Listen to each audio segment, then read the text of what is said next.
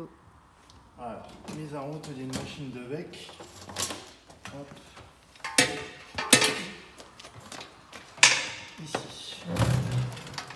Vous allez remplir d'eau en couvrant le serpentin en cuivre qui est là, sur la zone extérieure de la machine, contre la paroi, sans mouiller l'agitateur qui est au milieu. Vous remplissez ici, de toute façon il y a un trop plein, vous ne pourrez pas aller plus haut. Hop, vous refermez. On verra après. Ici, avec une clé de 30 ou une clé à molette.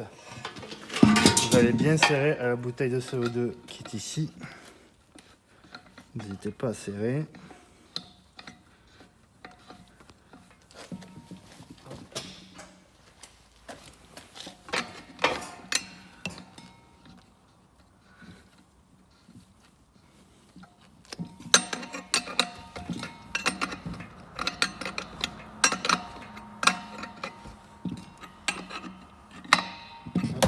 Ici, ça va bien, vous voyez, les manos sont entre 2,5 et 3.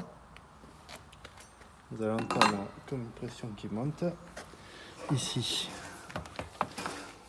vous avez des têtes de fût en dessous des capsules des fûts.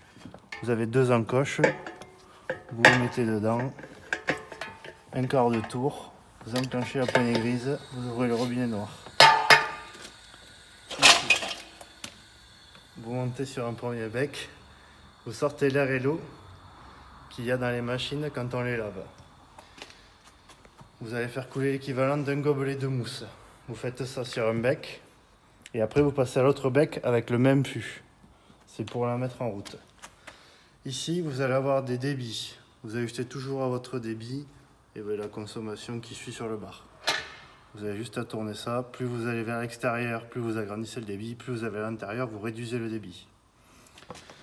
Ici, la machine branchée minimum 4 heures avant. Plutôt c'est branché, mieux c'est. Dans une asso, sachant qu'il peut y avoir des coups de bourre à des moments en service, il faut la brancher le plus tôt possible. Bien sûr, pas de machine au soleil, pas de fût au soleil. Si vous avez une chambre froide et vous pouvez mettre les fûts, c'est très bien. Ici, vous allez avoir un tuyau d'évac qui est de l'autre côté. C'est la bière qui tombe ici, qui ressort là. Il faut vous mettre un seau ou bidon pour aller vider quelques fois.